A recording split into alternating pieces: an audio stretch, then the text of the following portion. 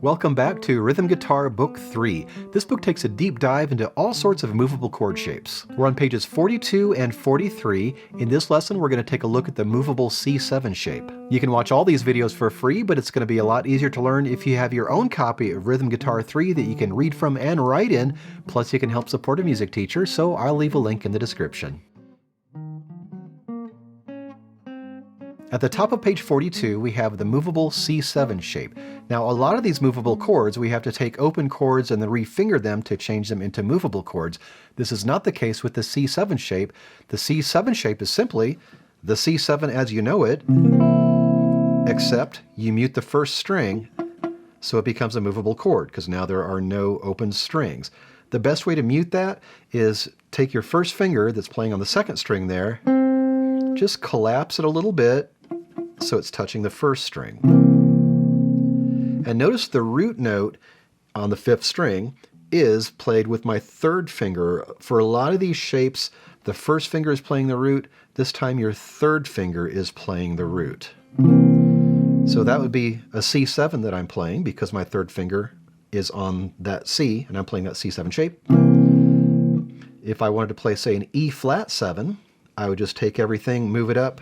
So now my third finger is on this root right here on the fifth string, 6th fret, E flat 7.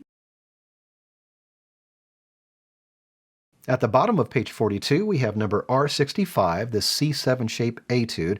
This will all be played with that C7 shape. Let's take a look at these chords. This one has Roman numerals to help you with the fret positions. Now notice, we're in first position for the C7.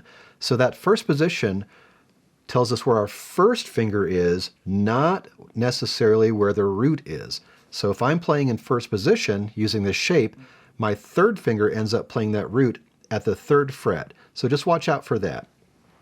So that's going to be a C7 in first position, F7 in 6th position. So you move that shape up. My first finger is in 6th position, or at the 6th fret. My third finger is playing the root. So honestly, what I do, I don't think about positions too much here. I think more about where that root note is. So F7, B flat 7, up in the 11th position. That's not going to be very comfortable.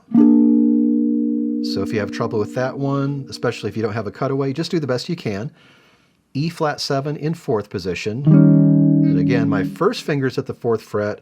My third finger is playing the root right here on the 6th fret of the 5th string.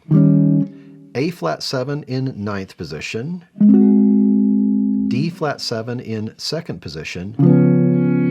F sharp 7 in 7th position. B7, that's going to be another one that's going to be hard to reach. Just do the best you can. E7 in 5th position. A7 in 10th position.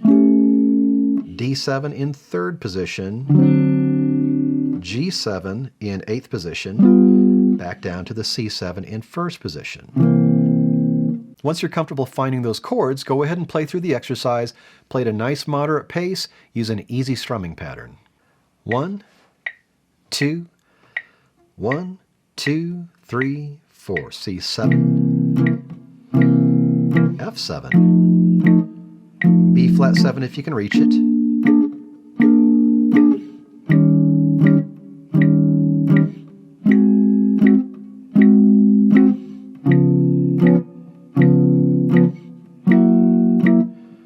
B7 if you can reach it.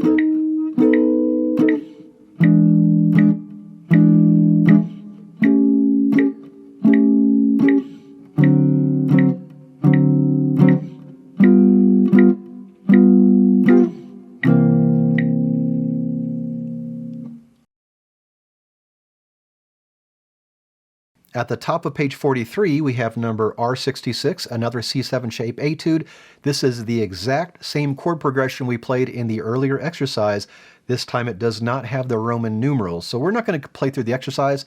It's the exact same thing. But once you're comfortable finding the chords on page 42, go ahead and try this exercise on the top of page 43 without those fret markers. So that being said, let's move on to number So R67 at the bottom of page 43, another C7 shape etude, again, all with this new C7 shape. Let's take a look at these chords. It begins with F7, so we need to find our F note for our root note on the 5th string.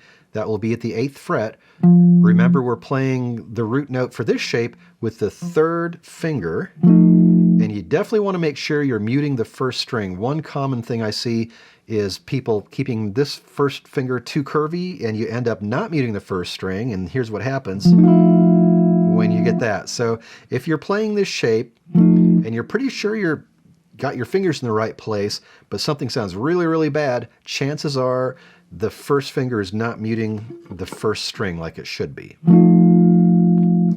Next we have an E flat 7, so we need to find an E flat on the 5th string. That will be 2 frets lower than your F7.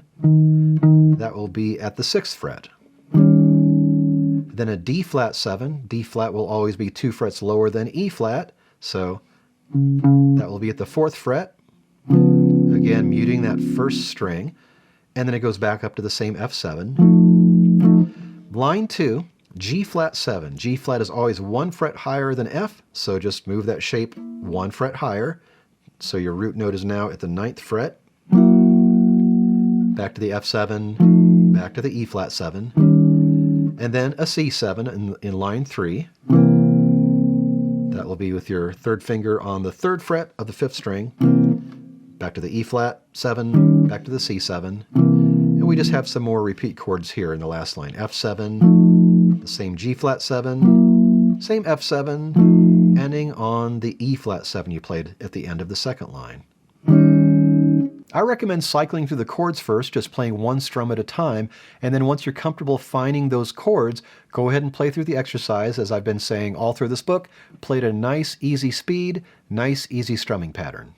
1, 2, 1, 2, 3, 4.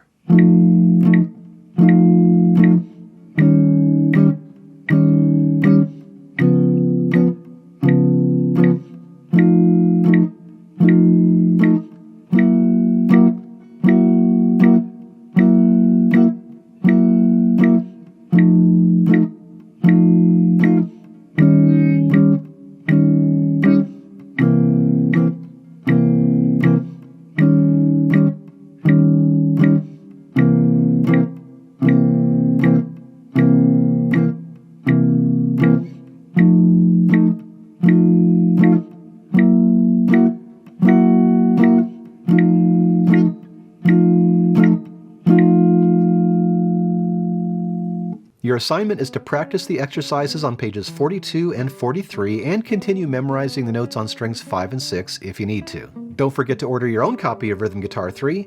The link is in the description. Take your time with this, and then when you're ready, I'll see you on page 44. We're going to take a look at some exercises that combine the movable E7 and C7 shapes.